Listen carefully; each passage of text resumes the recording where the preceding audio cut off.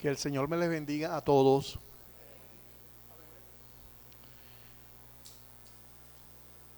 Hoy vamos a compartir algo que tenía pendiente, que era la Biblia desde su origen hasta hoy.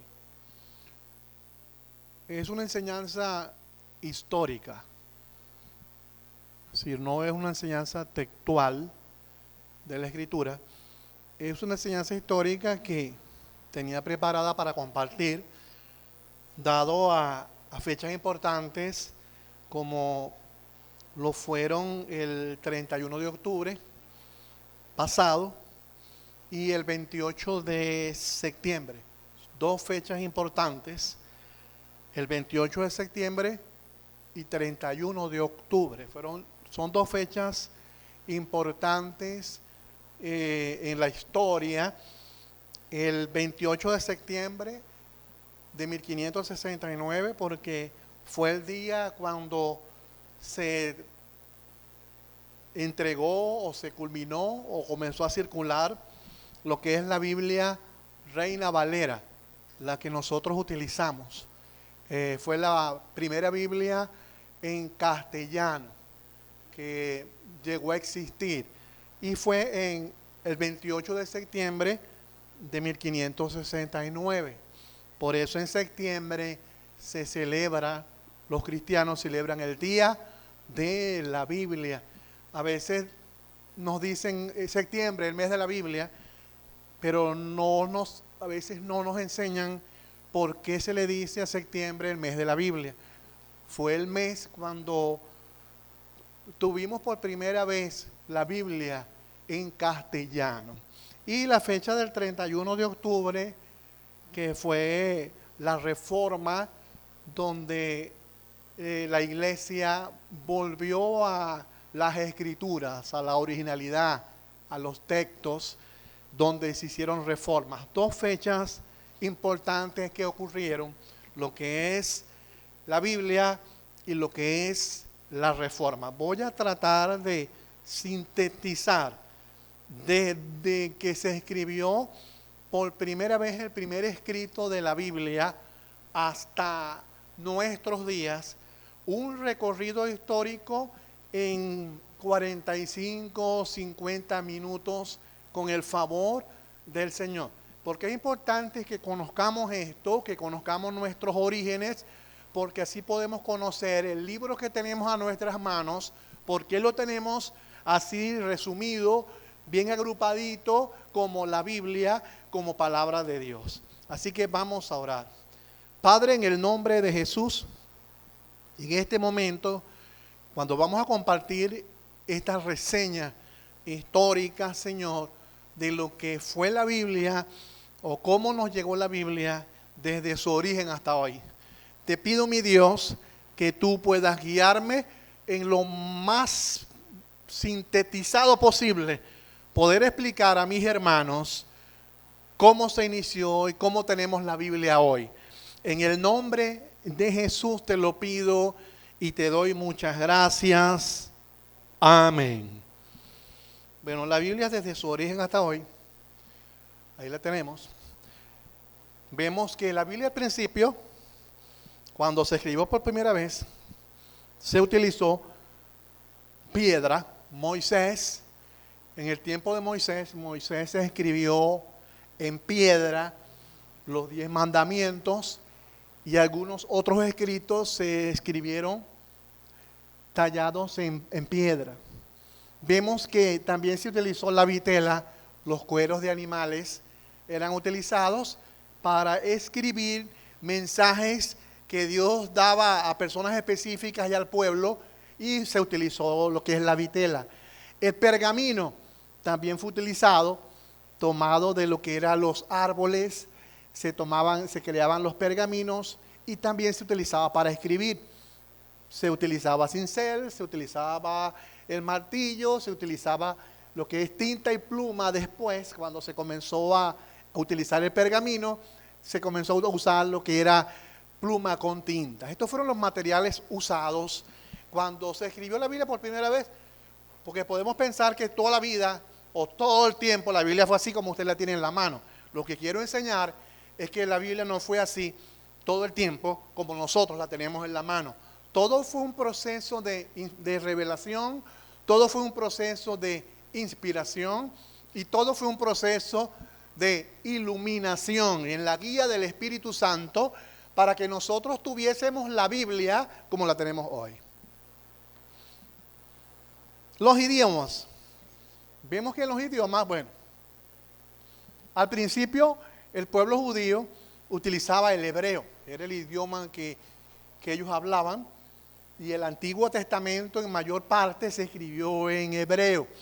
Después con lo que era, cuando fueron llevados cautivos a Babilonia, cuando fueron tomados, liberados por los persas, ellos tenían que cambiar su dialecto. Si cuando estuvieron en Babilonia tendrían que aprender a hablar el dialecto de los babilónicos. Cuando estuvieron bajo los persas tuvieron que aprender a hablar lo que era el idioma de los persas. Después cuando estuvieron bajo el imperio griego tuvieron que aprender a hablar el idioma griego.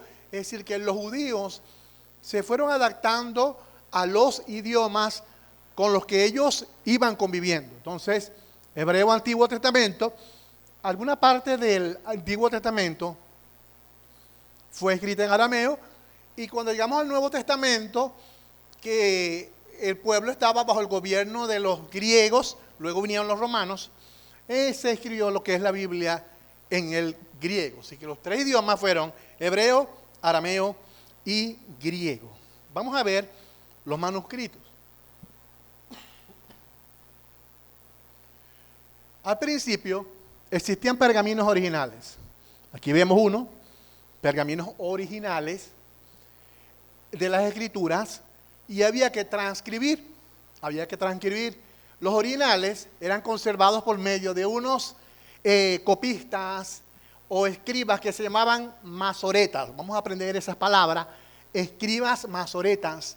Los masoretas fueron los que dieron el origen al canon hebreo masorético. Sí, los masoretas, como escribas, se encargaban de transcribir el contenido por causa del deterioro del material, del pergamino. Los pergaminos no eran eternos, eran simplemente terrenales. La Biblia escrita en pergaminos, al pasar los años el material se corrompía, se deterioraba. Entonces Dios, en ese proceso de revelación, en ese proceso de inspiración, iluminación, Dios guió a los escribas masoréticos, los guió para que ellos tomaran la pluma, buscaran un material nuevo, un pergamino nuevo, y transcribieran de un papel a otro. De un papel a otro, vamos a decir, de un pergamino a otro, de un pergamino a otro, de un pergamino a otro. Cuando algo se transfiere por segunda vez, ya pierde originalidad. El único o los únicos textos originales de la Biblia que existieron fueron los primeros. Ya el segundo, el tercero, el cuarto y el quinto y el sexto deja de ser original, aunque diga lo mismo. Ya aplicamos esa parte. Entonces vemos que los escribas hacían esas transcripciones. Seguimos.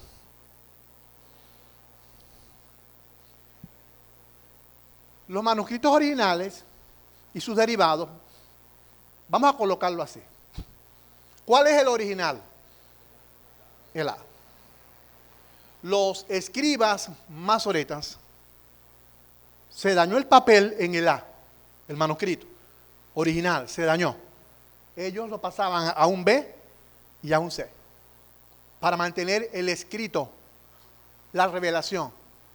Al pasar los años, el B y el C se deterioraba el material. Los escribas masoretas pasaban a un DEFG. Al pasar los años se deterioraba y pasaban a un HIJKLMNO. Fueron haciendo copias con el pasar del transcurso de la historia de esos escritos originales, hasta llegar de lo que es el P al Z.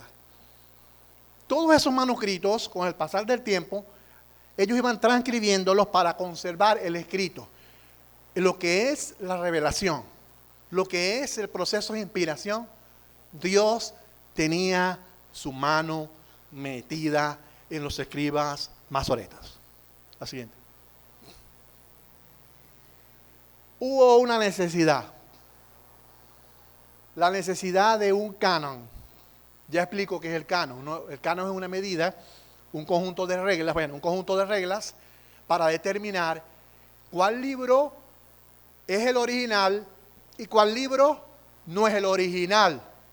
Entendemos que hoy en día existen ejemplares como de Adidas, de Pony, de Nike, que son originales, pero vemos en el mercado zapatos, Ponys, Adidas y Nike, que son copias. Entonces, el canon buscaba determinar cuáles manuscritos se aproximaban más a lo que era el original o cuáles eran los originales. Por esta causa, ¿por qué causa? Existían muchos escritos. ¿Qué sucedía? Los que escribían masoretas sacaban copias, pero habían personas que no eran los escribas masoréticos que también tomaban los documentos y escribían a su manera y sacaban también copias.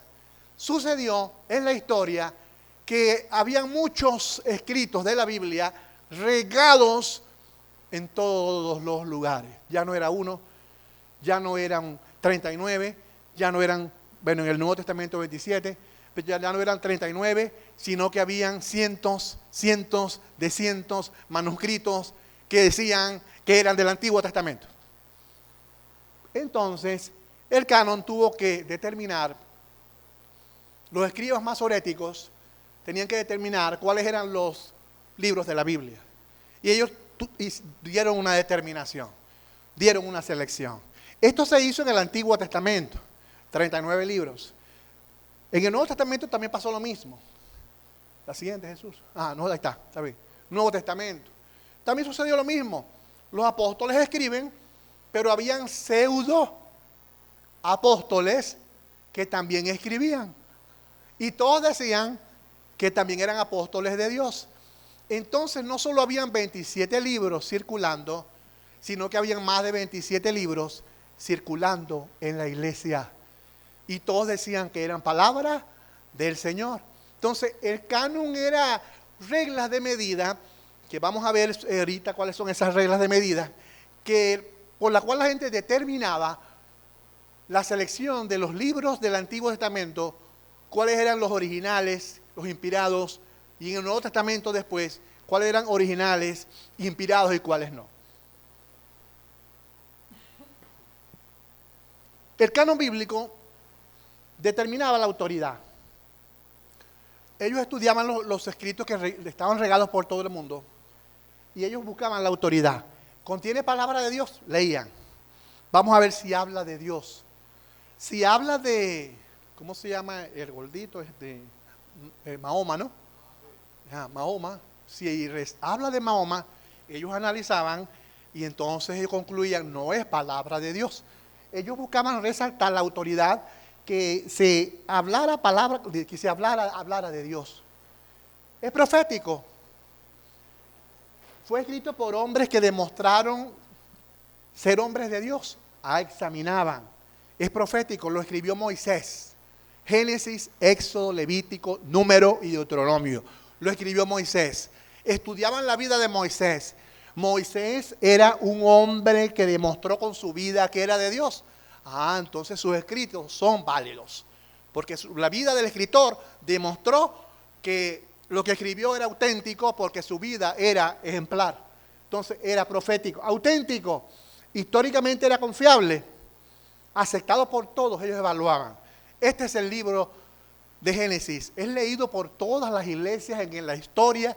Todas las iglesias antiguas aceptaron el libro de Génesis como autoridad y ellos estudiaban la cultura, estudiaban los antepasados para ver lo auténtico del libro.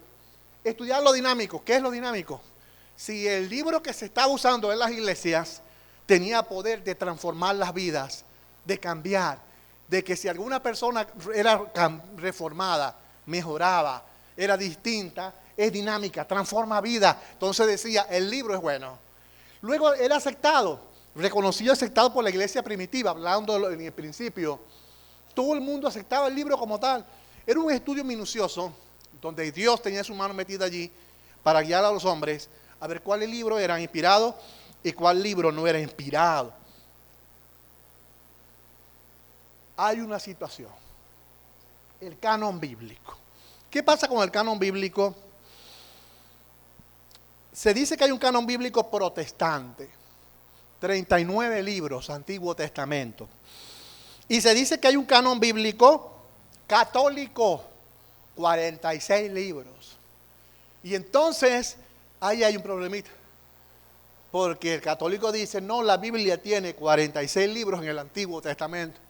Y los protestantes y los evangélicos decimos que son 39 libros.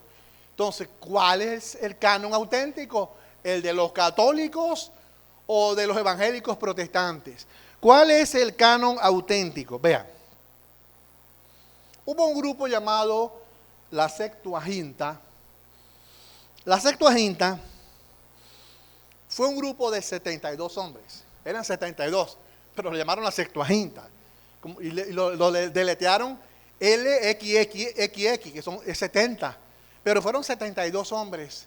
72 hombres que en el periodo antes del Antiguo Testamento, en el periodo griego, que era el que dominaba, el Antiguo Testamento, cuando vino ya el romano, antes del romano, dominaba los griegos. Y el hebreo ya estaba pasando de moda. O sea, como el inglés, todo el mundo habla inglés, todo es dólar, todo es how are you, ¿verdad? Todo es inglés. Pero antes, el imperio que dominaba era la lengua que predominaba.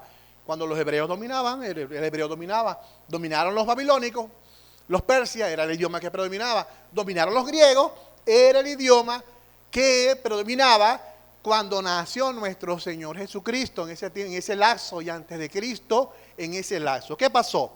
La Septuaginta, en el año 250, no puse la ficha aquí, ¿no? Pero en el año 250 antes de Cristo, en lo que llamaban la Alejandría, en Alejandría, se dice que el Antiguo Testamento masorético hebreo fue el más antiguo. O sea, el original era el masorético hebreo.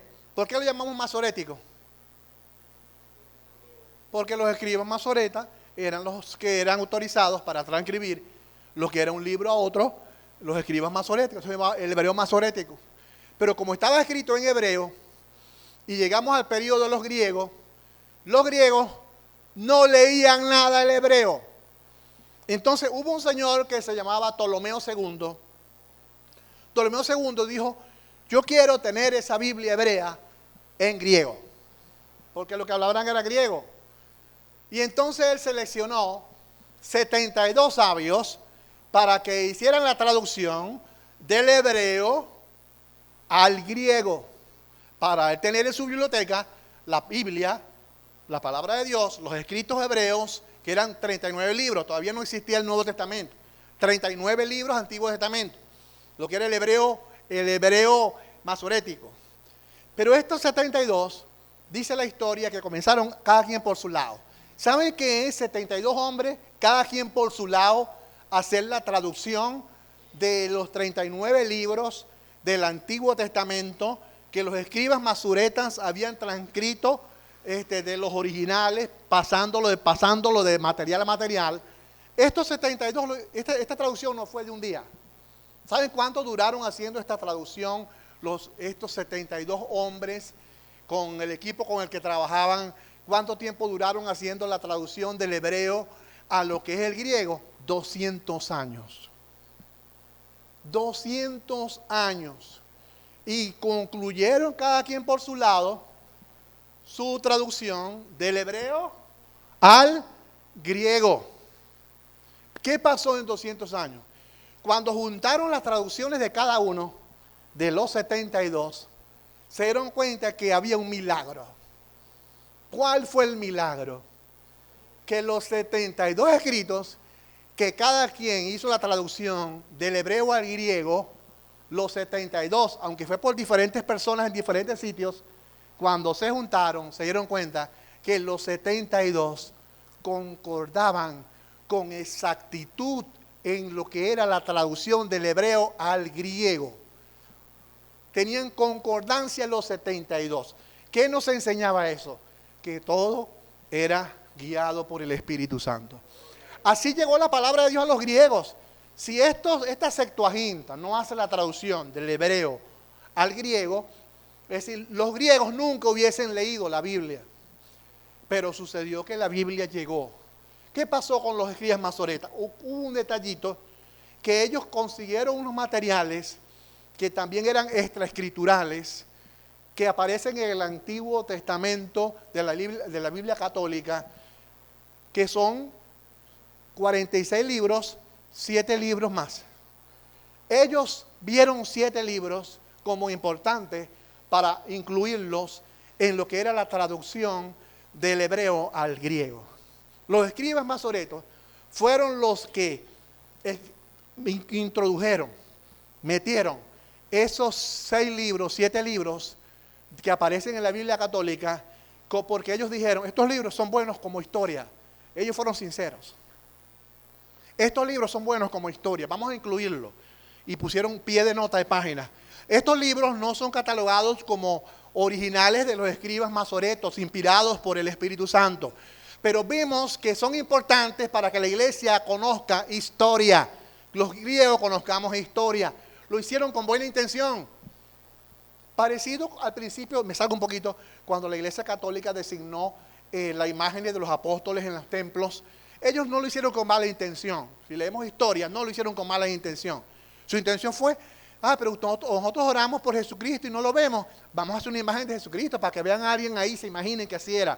El apóstol Pablo, ¿quién era el apóstol Pablo? Vamos a hacerle una imagen parecida al apóstol Pablo para que vean que así era.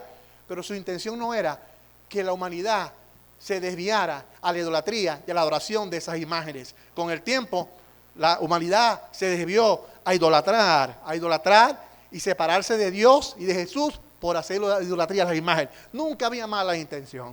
Entonces, ¿qué pasa? El Antiguo Testamento hebreo, masorético, el más antiguo, siempre tuvo 39 libros. ¿Quién hizo el masorético? Los escribas masoretos que les mencioné anteriormente.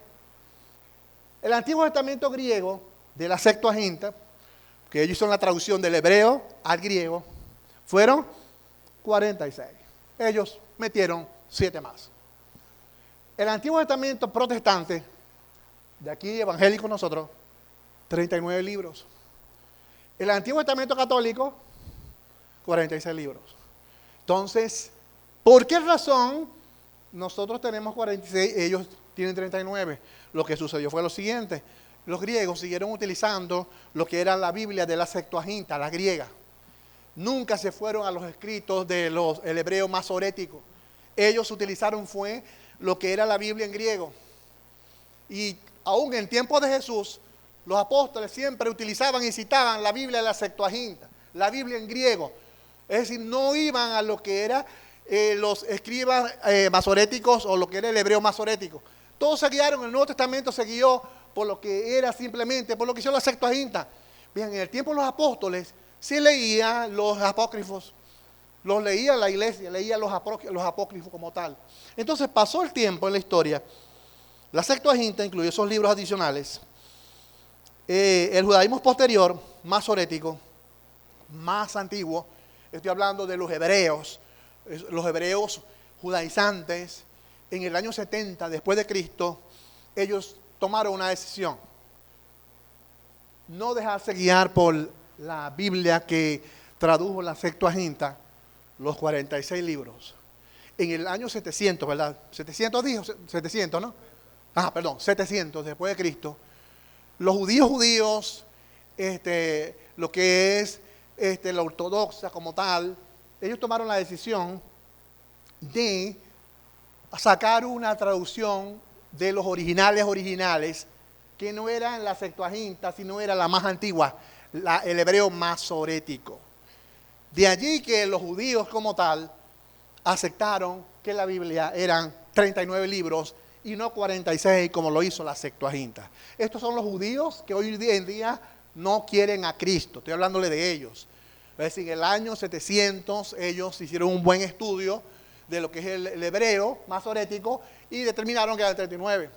Pero ellos rechazaban totalmente el Nuevo Testamento. Los judíos como tal seguían solo por el Antiguo Testamento, 39 libros, pero ellos rechazan totalmente el Nuevo Testamento porque no creen en Cristo. Eso ocurrió en el 700 después de Cristo.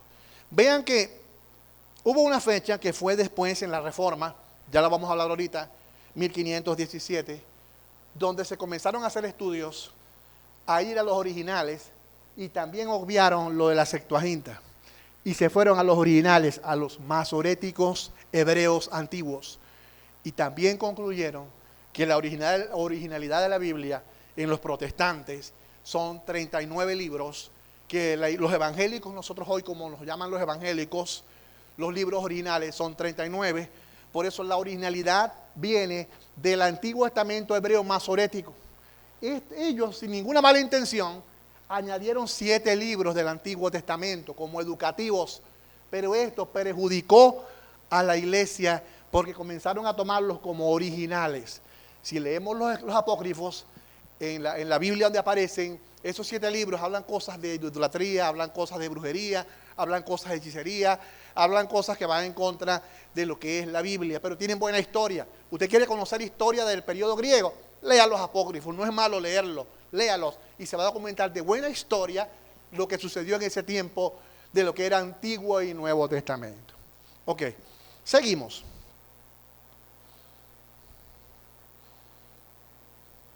¿Qué pasó? Hubo una Biblia, vámonos a lo que es el siglo IV. El siglo IV, una Biblia que se llamó la Vulgata Latina. La Vulgata Latina era una Biblia en latín. ¿Qué pasa con la Biblia en latín? Vamos a explicarles algo. En el tiempo de los hebreos, ¿qué se hablaba? El Antiguo Testamento, los hebreos, ¿qué hablaban? Hebreo. Los hebreos fueron llevados a Babilonia, tuvieron que aprender el idioma babilónico y pasarse documentos de las escrituras del Antiguo Testamento escritos en lo que era el idioma babilónico. Vinieron los persas y dominaron, y entonces había que adaptarse a lo que es el arameo, al idioma que hablaban los persas. Luego llegamos al período romano. La Septuaginta actuó en el período griego. ¿Y sacaron cuántos libros? La Septuaginta, ¿cuántos libros? 46. Ellos, sin ninguna mala intención, quisieron incluir 7 más. Sin ninguna mala intención. Pero después nos vamos a los más originales y nos encontramos que el hebreo masorético utilizó siempre 39 libros, la originalidad. Entonces, cuando nos vamos a la Vulgata Latina, en el siglo IV después de nuestro Señor Jesucristo, póngale en el año 400, se hace una Biblia en latín. ¿Por qué se hace una Biblia en latín? Porque ya el griego caducó, ya nadie hablaba griego. El imperio que dominaba era el romano, y el romano hablaba latín. Había entonces ya que obviar el griego, que hizo la traducción de la Septuaginta, y sacar Biblias ¿en qué? En latín. Y entonces se hizo la traducción de la Biblia en lo que es el latín. Pero desde el año 325 después de Cristo hasta los días de la Reforma, 1517, pasaron 1000 años con la Biblia solo en latín. 1000 años con la Biblia solo en latín. Si la gente lo que utilizaba era solo el latín. Entonces, para ayudarles para un poquito de historia, la Biblia en latín la hizo un tal Jerónimo. ¿No han escuchado esa historia de Jerónimo? ¿Verdad? Un San Jerónimo. ¿Han escuchado la Biblia de San Jerónimo? Un santo que llamaron San Jerónimo. Bueno, ese San Jerónimo en el siglo IV hizo esa traducción de lo que es el hebreo, ¿verdad? Y el griego lo pasó al latín. Y la Biblia se llamó la Vulgata Latina.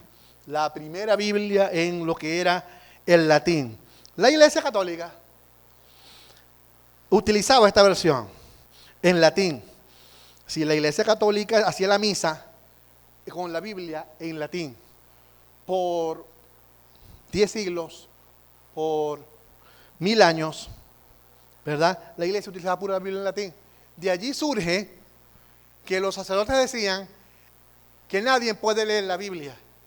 Solo pueden leer la Biblia los sacerdotes, porque eran los que hablaban y leían en latín. Y de allí se desprende todo eso, donde eran los curas, los cardenales, el papado, que eran los que leían la Biblia. De allí surge esa idea que nadie puede leer la Biblia porque el que la lea se vuelve loco. Y entonces ellos daban su misa con la Biblia, la Vulgata Latina, la Biblia en latín. Tuvieron todo ese tiempo que les mencioné y no tuvieron interés. Vean el error. Los católicos no tuvieron el interés de traducir la Biblia del latín a otros idiomas. Lo que sí hicieron en el pasado. Del hebreo, el idioma dominante era el griego, lo sacaron la Biblia en griego. Del griego, dominaba el latín, sacaron la Biblia en latín. Del latín, habría que sacar la Biblia en alemán, en inglés, en castellano, en otros idiomas, para que todo el mundo leyera la Biblia. Pero todo se detuvo por 1000 años. Y fue cuando comenzaron a dar las malas interpretaciones de la Biblia y comenzaron a salir credos y normas que no estaban en la Biblia. Y los líderes religiosos decían, esto es palabra de Dios y hay que hacerlo. Y nadie podía decir, no, eso no está en la Biblia, porque nunca leían la Biblia. De allí enseñaron por 1000 años que existía un purgatorio. Y por 1000 años todo el mundo creyó que existía un purgatorio porque los sacerdotes decían, hay un purgatorio. Y ahí se penan las almas. Y allí hay que pagar indulgencias para entrar al reino de los cielos. Comenzaron a hacer cosas que la Biblia no decía, pero las personas no podían refutar nada. ¿Por qué? Porque no conocían la Biblia, porque la Biblia estaba en latín y nadie conocía el latín. Y por 1000 años la Iglesia Católica engañó a toda la humanidad, enseñando sus propias creencias, diciendo que eso era palabra del Señor. Entonces, por 1000 años sucedió eso.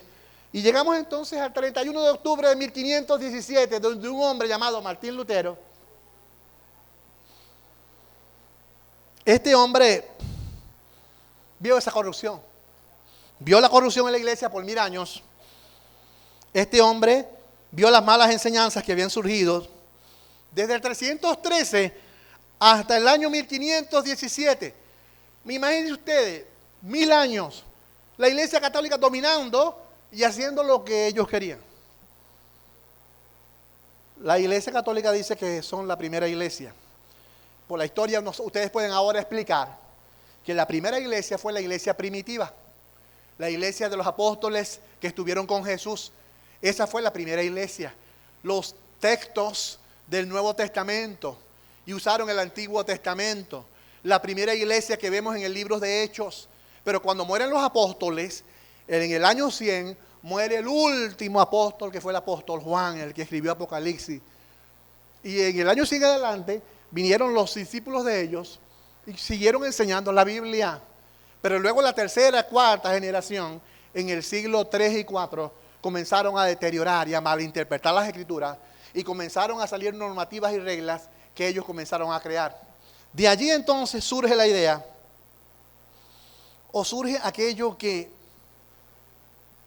en el año 325, déjenme ubicarlo por aquí, en el año 325, pero más adelante va a estar eso, 325, el emperador Constantino dijo, no puedo dominar a los cristianos, son muchos. No los puedo dominar, es mucha gente. Entonces él dijo, bueno, vamos a hacerlo nuestros amigos. Vamos a unir el Estado con la religión. Y Constantino decretó, vamos a unir lo que es la iglesia, el imperio romano, lo vamos a unir con la religión y somos una sola cosa. Y fue entonces Constantino cuando determinó que todo el mundo tiene que ser cristiano. 325 en adelante. Todo el mundo tiene que ser cristiano. Él lo determinó por ley. Y todo el mundo al nacer tenía que decir que era cristiano. Que era cristiano. Entonces de allí surge, como todo el mundo es cristiano, surge la palabra universal. El cristianismo es universal. ¿Y qué significa la palabra católico? A veces la gente dice, yo soy católico, y usted le pregunta, ¿qué significa católico? Y dice, no, yo no sé, pero yo soy católico de nacimiento. La palabra católico significa universal. Constantino dijo, universalmente, todo el mundo es cristiano.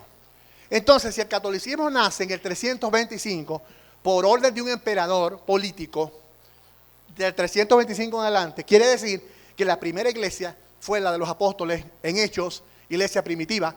La primera iglesia fue la iglesia cristiana, la que predicó el evangelio de nuestro Señor Jesucristo, apegado a las escrituras, 39 libros del Antiguo Testamento y 27 libros del Nuevo Testamento.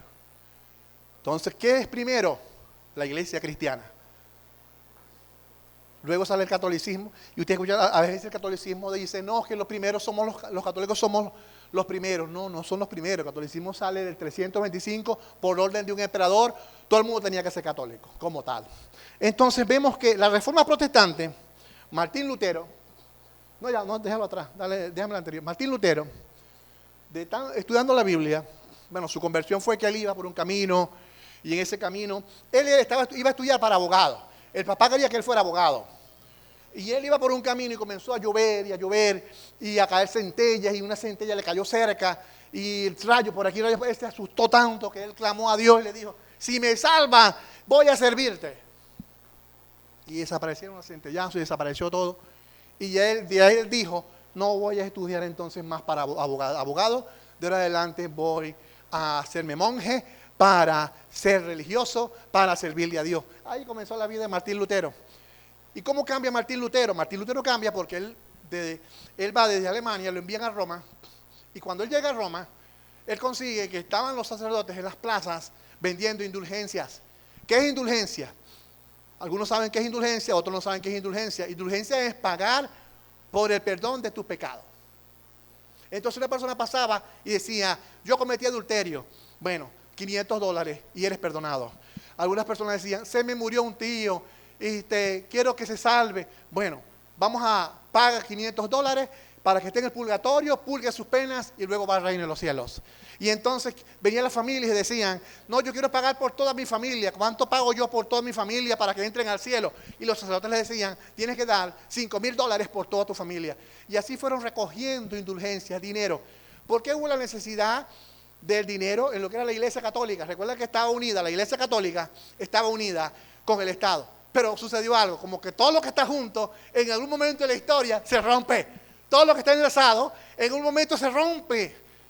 Y entonces, ¿qué pasó? El Estado rompió con la iglesia católica y dejó de mandarle dinero.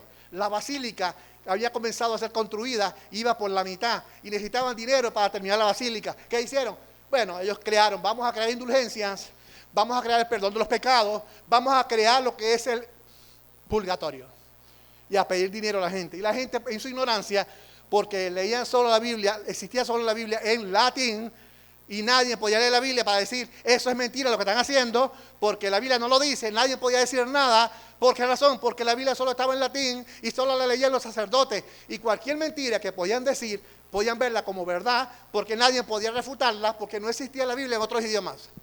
Este señor, alemán, estudiando la Biblia en latín, porque sí lo leía, vio en Roma ventas de indulgencias, vio en Roma cómo había corrupción, que él escribió 95 tesis, 95 posturas. Él no tuvo mala intención. Él se quería mantener como monje. Él quería seguir siendo católico. Él quería seguir sirviéndole a la iglesia católica. Él lo que dijo fue, yo lo que quiero es que el papado, que los cardenales se reúnan conmigo para que discutamos estas 95 tesis que están apegadas a la Biblia, a la palabra de Dios, para que se den cuenta que lo que están haciendo en la iglesia católica es corrupción. Vamos a debatir, vamos a mejorar, vamos a cambiar, vamos a reformar la iglesia católica, vamos a sacar los errores que hay en la iglesia católica. Él quería ayudar. Pero ¿qué pasó en la iglesia católica? Los principales líderes lo vieron como un rebelde, los principales líderes lo llamaron protestante, los principales líderes lo vieron como una persona que estaba en contra de ellos y comenzaron a perseguirlo, lo evaluaron persona a persona y como no quiso cambiar Lutero, determinaron entonces matarlo. Él se fue huyendo por un camino y terminaron matarlo, pero Dios lo protegió. Y después fue al palacio del príncipe en Gutenberg y allí él estuvo un año. Estuvo Lutero un año escondido después que lo estaban persiguiendo para matarlo. Y en ese año, la Biblia en latín, del latín, él hizo la traducción a la Biblia en lo que es el alemán en 1534. La primera Biblia en alemán la hizo Martín Lutero en 1534.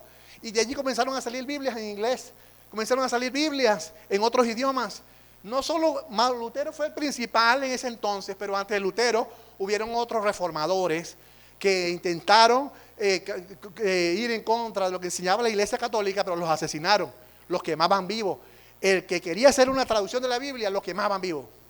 No se puede hacer. Mucha gente intentó hacer traducciones y los mataban. Martín Lutero lo logró, hizo la traducción a lo que es la Biblia en alemán. Adelante. Lutero dijo, todo lo que predicamos, todo lo que la gente habla, debe ser solo escritura. Si usted habla algo que la Biblia no lo dice, eso no es palabra de Dios. Solo fe, solo la fe en Cristo salva. No salva otra cosa. No salva el hombre, no salva el sacerdote, no salva el profeta, no salva el apóstol, no salva el papado. Quien salva es la fe en Cristo. Por gracia somos salvos. Es un regalo de Dios. No tiene que pagar. Esto fue lo que le causó dolor a la Iglesia Católica, que Lutero dijo, no hay que pagar para ser salvo. Somos salvos por gracia. No tienes que dar dinero. Eso le afectó mucho a la Iglesia Católica, que la salvación es por gracia. Solo Cristo salva. Solo predicar a Cristo, iglesias cristocéntricas, iglesias que hablen de Cristo. Vemos un evangelio hoy donde las personas están hablando de sí mismos, están hablando de sus líderes, están hablando de líderes importantes, están hablando de personajes, y vemos a hombres hoy en día dándose honra y gloria y violando el señorío de Cristo. Por eso solo a Cristo la gloria. Vemos solo Dios. A Dios solo la gloria. Solo Dios la gloria. No podemos estar buscando glorias y alabanza de los hombres, porque la gloria solo es de Dios. Eso le van las 5 soles. Las 95 tesis se resumieron en estas 5 solas de Martín Lutero. Entonces, él fue un reformador, pero todavía no teníamos la Biblia en castellano. Todavía no teníamos la Biblia en castellano. Estaba en alemán, estaba en inglés. Ya la Biblia había sido traducida, pero nuestro territorio, de lo que es la parte de la población, que existía ya muy poca, pero existía lo que es desde México hasta la Patagonia, a lo que es el final de Argentina, todos esos territorios donde nuestro idioma mayormente es hablar castellano, no existía Biblia para nosotros entender. Entonces vemos que sucedió lo siguiente. Adelante. La primera Biblia impresa al castellano por este señor, Casiodoro de Reina, y aquel señor, Cipriano de Valera. Fueron 2 personajes que hicieron la primera Biblia. Se le llamó la Biblia oso. Aquí está la Biblia con un oso, ¿la ven? Un oso tratando de agarrar un panal de miel para alimentarse. Cuando hablamos de la Biblia oso como tal, la Biblia oso extrayendo miel de un panal en su portada, vemos la ferocidad de ese oso en tomar la dulce miel, la dulzura de la palabra de Dios, la búsqueda del conocimiento de los creyentes de las Escrituras. Casiodoro de Reina y Cipriano de Valera hicieron la traducción, y ellos quisieron, bueno, más que todo fue Casiodoro de Reina, él quiso poner un oso tomando miel, la dulzura de la palabra de Dios que nos alimenta, que asimismo nosotros debemos desear. Como un oso anhela la miel, nosotros debemos desear lo que es la palabra del Señor. Pero hubieron peligro. Ellos empezaron a hacer la traducción y los persiguieron. No vemos, nada fue fácil. Ellos los persiguieron. ¿Qué sucede? Peligros. Por los que atravesó la traducción de la Biblia al castellano. Primero, la Iglesia Católica y la Inquisición. Ya se lo expliqué, ¿verdad? La Inquisición española. Comenzaron a perseguir a todo aquel que quería hacer una traducción de la Biblia a otro idioma, porque ellos querían que la Biblia, así como había estado 1000 años en latín, siguiera en latín, para que entonces el que tuviera la autoridad suprema sobre el mundo iba a ser la Iglesia Católica. que inició en el 325 cuando Constantino dijo, es universal, todo el mundo es cristiano. Y entonces ellos querían seguir dominando. Católicos mismos, sacerdotes mismos, monjes mismos, estudiando la Biblia, comenzaron a ver que la Iglesia Católica estaba haciendo mal. Casiodoro de Reina y Cipriano de Valera fueron perseguidos en 1557. Tuvieron que huir a diferentes ciudades. Casiodoro de Reina concluye la traducción sin poderla imprimir. Ahí vemos la fecha, 1500, ¿qué? 1568. Casiodoro de Reina concluye la traducción de la Biblia al castellano. Para imprimir, los fondos, aquí, los fondos fueron dados por un tal Jesús Pérez de León. Pero el impresor se murió. Oye, está sala la cosa, ¿verdad? Ellos pagaron los donativos que le dieron, pagaron a este señor, al impresor, pero dice que el impresor murió. Y como todas las cosas, el dinero que habían dado desapareció. Por lo tanto, la Biblia no pudo salir en esa fecha. No pudo salir en esa fecha como tal, porque se murió el hombre repentinamente y se perdió el dinero. Pero fue en 1569, fácil de aprender, 1569. Otros amigos de Casiodoro de Reina, el primero en la foto, financiaron la nueva impresión. Y fue entonces el 28 de septiembre, aprendámonos esa fecha, 28 de septiembre de 1569, sale la primera Biblia en castellano, la Biblia Oso. Salió por primera vez. Usted la busca en internet y la lee y no la entiende. Porque el castellano es un castellano obsoleto total. Las palabras no las entendemos. Es un castellano que lo lee y va y esto quiere decir esto. Palabras como ellos hablaban en ese entonces. Pero luego fue mejorando el dialecto como tal. Esta fecha es importante por lo tanto. Por esa fecha, por tener la Biblia por primera vez en castellano, celebramos el mes de la Biblia en el mes de septiembre. ¿Y por qué entra Cipriano de Valera? Cipriano de Valera estudiaban juntos, cuando muere Cipriano de Reina, Casiodoro de Reina muere, déjame ubicar la fecha de Casiodoro de Reina, muerte de Casiodoro de Reina, muere en el año 1000, no lo ubico aquí, pero cuando muere Casiodoro de Reina, Cipriano de Valera, entonces ya existía la Biblia Oso, pero no, él hizo una renovación. Es decir, este señor, Cipriano de Valera, en 1602, él hace una revisión y mejora el dialecto de la Biblia Oso. Por eso es que se llama Reina Valera. Reina la escribió, Valera la revisó. Por lo tanto, se llama versión Reina Valera en lo que es el castellano. En 1602, la Biblia Oso de Casiodoro de Reina fue revisada y publicada. Y dice que esta versión comenzó entonces a circular. Pero comenzaron a prohibir también. Siempre la Iglesia Católica comenzó a prohibir lo que es la distribución de la Biblia Oso, la Biblia Reina Valera. Comenzaron a prohibir que circulara. Se prohíbe la lectura de la Biblia. ¿Ves cómo el diablo siempre busca hacer daño? La Biblia fue traducida al castellano. La Biblia fue traducida al alemán. La Biblia fue traducida al inglés. Y la Biblia está siendo traducida. ¿Qué iba a hacer la Iglesia Católica para este ataque de Biblias que estaban traduciendo? Bueno, es prohibido leer la Biblia. El que lea la Biblia, lo quemamos. Y ahí entonces comenzaron a asesinar gente, a quemar personas, a hacerle daño a gente que veían que estaba leyendo la Biblia. Ya existía, pero comenzaron a lo que es perseguir a todas las personas. Vean que de 1602 en adelante existió muy poca distribución de lo que es la Biblia. Pero sucedió algo. Ahora sí. Bueno, aquí está, no, atrás, por favor, atrás. Las sociedades bíblicas hicieron varias revisiones de lo que es. En 1602, Cipriano de Valera hizo la primera revisión y de Reina Valera, de Reina pues, de Casiodoro de Reina. Sociedades bíblicas, ¿verdad? Hicieron varias revisiones después. En 1909, o sea, de 1602 a 1909 hicieron otra revisión. Luego hicieron otra en 1960. Luego en 1995. Luego en el 2000, 2004, 2011, 2015, 2020 y actualmente hay una que es revisión Reina Valera 2025. Pero ¿qué sucede? La más regada por el mundo, desde México hasta Argentina, lo que es la Patagonia, la más distribuida en el mundo fue Reina Valera 1960. Fue la que Dios quiso que hubiera recursos, porque el problema es que ya existía la Biblia, pero no existía el recurso. El problema de la distribución de la palabra de Dios no era que no se le hiciera traducción, sino que si la traducción tenía éxito, debía existir el dinero para sacar muchas copias para regalar por todo el mundo. Bueno, la revisión que tuvo mayor éxito fue la revisión Reina Valera 1960, que se sacaron muchas copias. Y hoy en día, ¿qué es lo que usa la gente en las iglesias?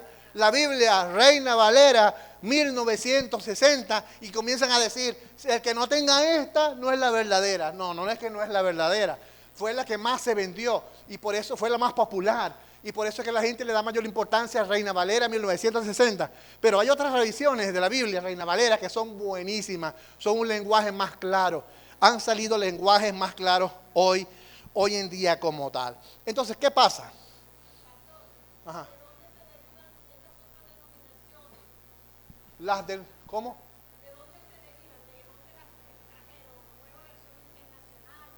Ah, ya vamos ahí, adelante. Vean, existía la Biblia como tal que tenemos nosotros, bueno, Reina Valera, que es la que más usamos. Sucedió algo.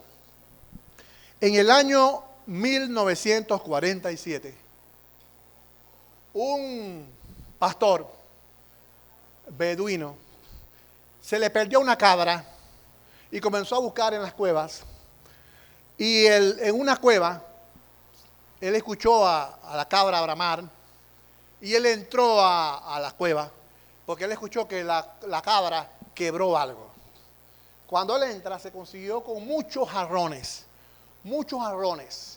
Y cuando él saca, eran muchos documentos escritos antiguos. Él no sabía lo que era.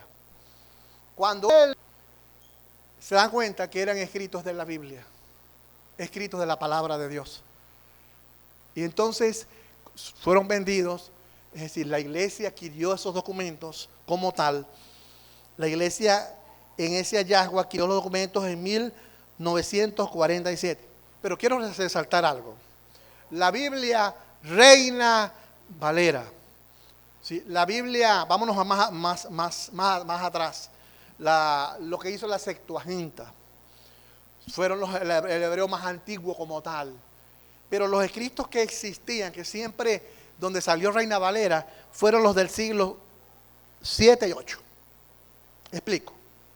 Reina Valera, recuerden que había un original A, un A y B, un C, y así sucesivamente. Los originales que existieron, cuando se hizo la traducción de Reina Valera, fueron de manuscritos del siglo 7 y 8. De ahí para atrás, ya no existía manuscrito. No existía. Fueron manuscritos que llegaron hasta ahí y los consiguieron. Siglo 7 y siglo 8. Y la limitación fue muy poca. Eran 12 manuscritos con una numeral de pocos manuscritos. Se hizo la traducción, lo que era, y era buena. Las traducciones de Casiodoro de Reina. Hicieron la traducción al castellano. Hicieron esas traducciones con esos documentos. Pero sucede que estos que se consiguieron eran más antiguos todavía. Eran del siglo II y del siglo III. Estos que se consiguieron. Cuando se comparan estos con los que se hicieron la traducción de Reina Valera, con los del siglo 7 y 8, se da cuenta que estos eran mejores. Sea como sea, hermanos, usted agarra un documento y lo transcribe a mano para otra hoja, y usted como humano, ¿qué pasa? Se equivoca. Con la Biblia, por eso les digo, la Biblia original, los escritos originales fueron los primeros, el A. Después se fueron transcribiendo y habían detallitos allí que el hombre iba obviando. Bueno, la Septuaginta metió de un solo golpe 7 libros. Por eso es que para ir a los originales, para tener la Biblia original, hay que estar más cerca del original. Y este encuentro, esto que se encontró en este tiempo, en 1947, para mí ha sido, y para muchos ha sido, el mejor descubrimiento del siglo XX. porque fueron escritos, manuscritos originales, cercanos, siglos 2 y 3. ¿Cuánto falta para llegar al 1? Nada. El que los transcribió estaba muy cerca de la originalidad. En cambio, los del siglo 7 y 8 estaban muy lejos, donde se sacó Reina Valera. De allí entonces, hermana, que comenzaron a hacer nuevas versiones de la Biblia, y las versiones de la Biblia fueron transcritas y se hicieron traducciones con estos documentos que se consiguieron. Aunque la gente no lo quiera aceptar, hay versiones de la Biblia hoy que son mejores que la versión Reina Valera 1960. No obviamos que Dios usó Reina Valera 1960 para que millones de personas llegaran a Cristo. Pero ahora Dios ha demostrado que hay otras versiones que son sacadas de originalidad, que son buenas para estudiar. Por eso siempre decimos, no tenemos hoy la Biblia original, tenemos copias. Pero para acercarnos al original, lo recomendable es, cuando usted estudie, utilice una Biblia Reina Valera, utilice una Biblia internacional, utilice una Biblia textual, utilice una Biblia Dios habla hoy, utilice Biblias y compare los escritos, porque las palabras se varían de una cosa a otra.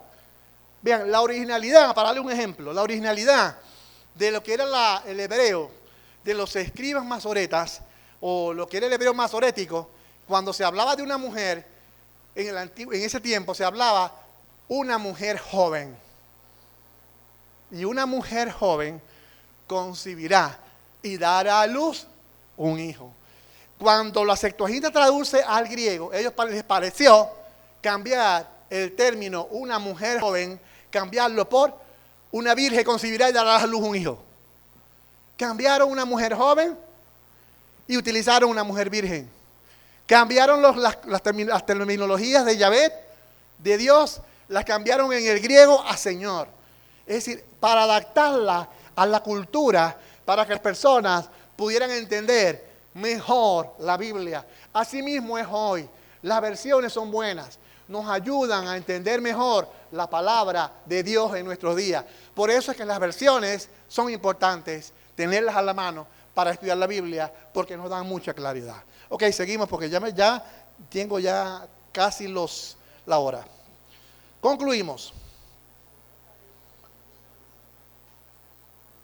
Vean los textos recibidos. ¿Qué fecha tienen los textos recibidos? Siglo 7 al 13. Todos esos manuscritos, Reina Valera, la sacaron de estos manuscritos que se consiguieron antiguos e hicieron lo que era Reina Valera, el alemán, de estas versiones del siglo 7 al siglo 13. Pero cuando se consiguen los manuscritos de las cuevas del Qumran, y se han seguido consiguiendo otros manuscritos, ¿de qué siglo datan? Del siglo 2 y 3. Al hacer comparaciones de lo que es los manuscritos del siglo 2, 7 al 13, a los que se consiguieron del siglo 2 y 3, la gente en el estudio se da cuenta que los escribas masoretas tuvieron ciertos pelones aquí, que no concuerdan en la originalidad. Esto es algo que usted los enseñamos, nos ponemos a enseñarlo en las iglesias y nos llaman herejes, llaman al pastor Guillermo Arce hereje, porque está violando la palabra de Dios, que es la Reina Valera 1960, sagrada, ungida por el Espíritu Santo de Dios. Sí, es la palabra de Dios, sí es cierto. Por ella mucha gente se entregó a Cristo. Pero la Biblia tiene detalles que bueno, no nos vamos a hablar de eso, pero hay detalles en la Biblia que no estaban en la originalidad. No estaban en la originalidad. Si los escribas masoretas y luego en las traducciones la gente fue acomodando las palabras de acuerdo al dialecto de la gente, y cuando usted cambia una palabra al dialecto de la gente, pierde originalidad, porque está echándole otro ingrediente. Entonces, ¿por qué llaman a las versiones nuevas textos críticos? Porque las versiones nuevas critican las versiones antiguas, a Reina Valera. Sí, las versiones nuevas del siglo 2 y 3, que fueron transcritas de ahí, traducidas, critican a estas. ¿Por qué? Porque hay ciertos detalles, pero no vamos a entrar en esos detalles. De una u otra forma, la palabra de Dios es revelación, La palabra de Dios es inspirada por el Espíritu Santo y Dios nos ilumina para que entendamos lo necesario de la palabra de Dios que nos puede ser salvo a cada uno de nosotros. Entonces, adelante. De ahí sale el Manaleli en las ediciones bíblicas. Ya hicimos traducciones al alemán, al inglés, al castellano, pero sucede ahora que necesitamos ediciones. ¿Qué son ediciones?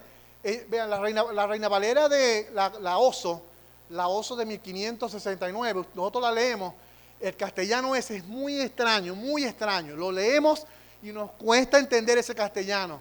Ahora el castellano de Reina Valera 1960 es más claro que la Biblia Oso, que la primera que se hizo. ¿Eso cómo se llama? Versiones de la Biblia.